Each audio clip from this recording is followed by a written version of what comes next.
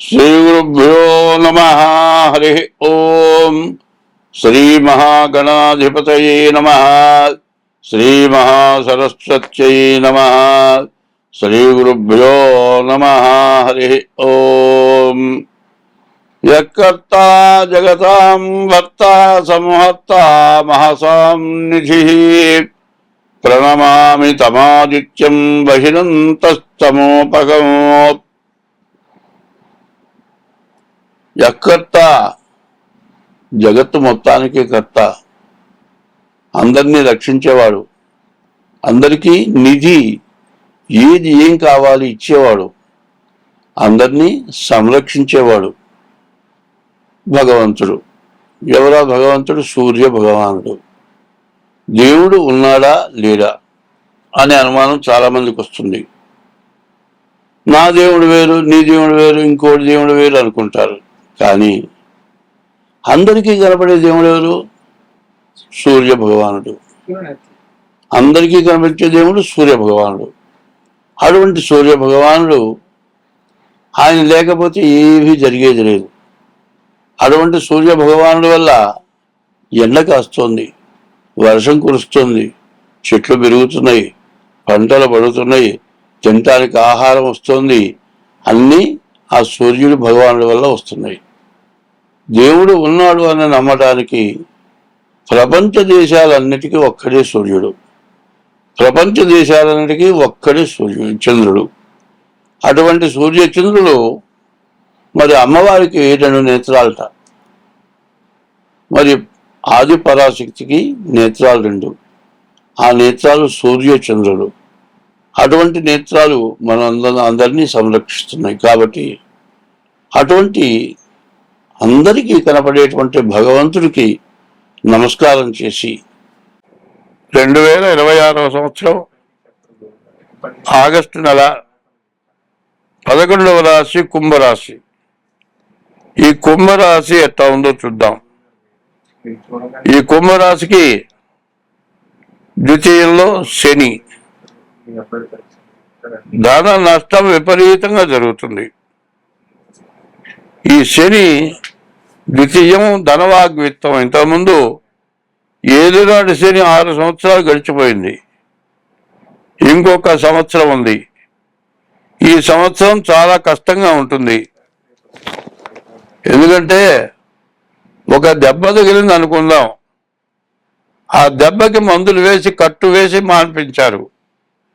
చివరికి వచ్చేప్పటికల్లా అంతా మాని చెక్కు కట్టిన తర్వాత విపరీతమైన జిర పుడుతుంది.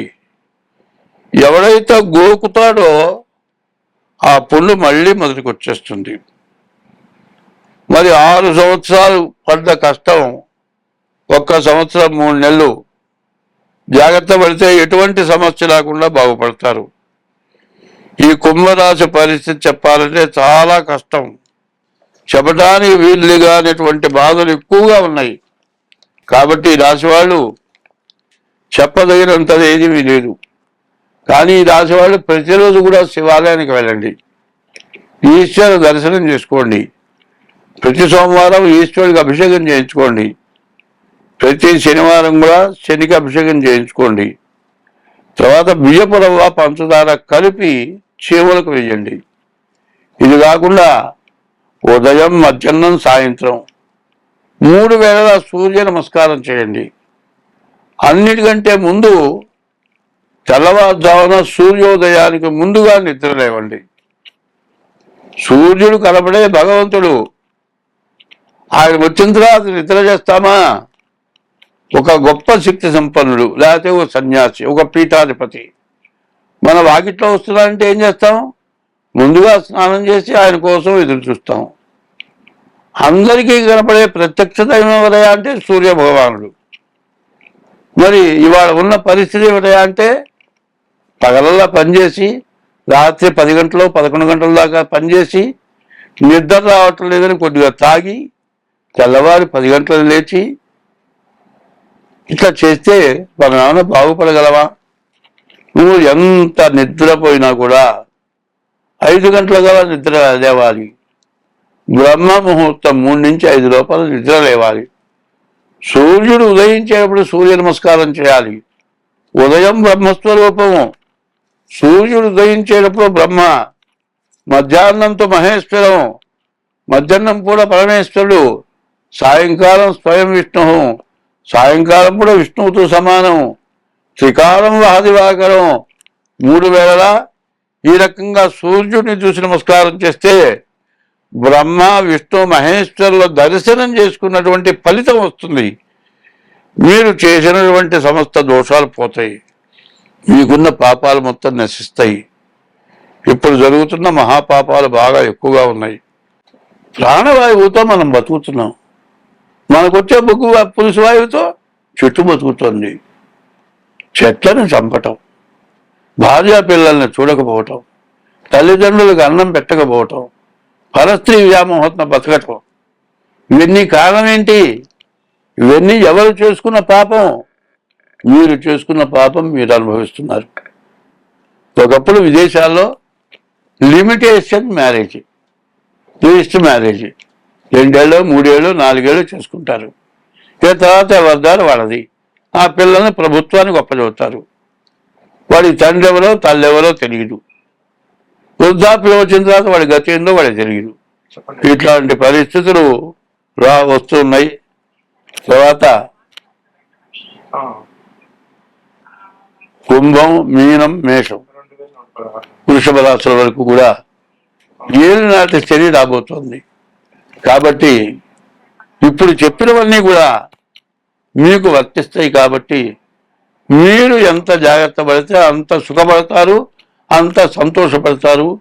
దీన్ని మీరు బాగా గుర్తుపెట్టుకోవాల్సిన అవసరం ఉంది. అందరం బాగుంటాలని అనుకున్నట్లయితే ముందు నేను చెప్పినవి బాగా గుర్తుపెట్టుకోండి. మన అనాది ధర్మం ఏమిటంటే భర్తకి భార్య దైవం, భార్యకి భర్త దైవం అనే ఉద్దేశం కనుక ఉంటే నీ చూపు ఇంకో దాని మీదకి పోదు. ఇంటికి వెళ్ళిన గృహస్థు గృహిణి, ఇల్లు అధికారం లక్ష్మి భార్య. నువ్వు ఎంతలా ఇల్లు కట్టినా ఆ ఇంటి అధికారి భార్య. ఎప్పుడు కూడా భర్తలో సగం పంచుకునేది భార్య. మరి భార్యతో నువ్వు సక్రమంగా ఉండాలి. కలకంటి గంట కన్నీరు లెక్కిన సిరి ఇంట నిలువ నేరదు సుమతి. భార్యని ఎవడైతే 24 గంటలు వేధించి తిట్టి తన్ని వేధిస్తాడో ఆ ఇంట్లో లక్ష్మి అంటూ నిలవదు. అయితే భార్య కూడా విపరీతమైన కోరికలు ఉండకూడదు. మన కుటుంబానికి తగిన బాధ్యత నీ యందు ఉంటే, నీ పిల్లల మీద, నీ భర్త మీద, అత్తమామల మీద నీకు బాధ్యతలు ఉంటే ఎట్లా ఉంటావు? మంగళసూత్రం ఉంటే చాలు, అందరూ బాగుండాలి, వాళ్ళ తర్వాత నేను బాగుండాలి అంటే కిలో బంగారం కావాలని కోరుకోరు. ఎవరి కోరికలు వాళ్ళకి సక్రమంగా ఉంటే అన్నీ బాగుంటాయి. కాబట్టి ఇప్పుడు చెప్పింది ముఖ్యంగా ముందు వేయని పెద్దానికి. ఇది వేస్తే అందరూ జ్ఞానం కలిగి బతకటానికి అవకాశం ఉంది. కారణం ఏంటంటే రోడ్డు మీదకి వెళ్తే హోటల్ ముందు ఎవరు జనం ఉంటుందా, బ్యాంకీ ముందు ఎవరు జనం ఉంటుందా, బ్రాందీ షాపుల ముందు రాత్రి 12 1 గంట అయినా జనం విపరీతంగా ఉంటున్నారు. ఇది ఎందుకు ఇట్లా అవుతోంది అంటే అనవసరమైన కష్టాలు తెచ్చిపెట్టుకొని అవి తీర్చుకోలేక రాత్రిపూట తాగి నిద్ర పట్టక ఇంకో కొత్త అలవాటు చేసుకొని కిడ్నీలు పోగొట్టుకొని లివర్లు పోగొట్టుకొని హార్ట్ అటాక్ తెచ్చుకొని ప్రాణాలు తెచ్చుకుంటున్నారు, ప్రాణానికి తెచ్చుకుంటున్నారు. కాబట్టి ఈ చెప్పేది ఎవరిని నేను విమర్శించి మాత్రం చెప్పటం లేదు, ఎవరి మీద ద్వేషంతో చెప్పటం లేదు. మన ధర్మాన్ని మనం విస్మరించాము, మన ధర్మాన్ని మనం రక్షించుకోవాల్సిన అవసరం ఉంది. కాబట్టి ఇది తప్పనిసరిగా అవలంబించండి. అయితే నేను చెప్పేది అందరి మంచి కోరి చెబుతున్నా కానీ ఎవరిని ఉద్దేశించి చెప్పడం లేదు. స్వస్తి.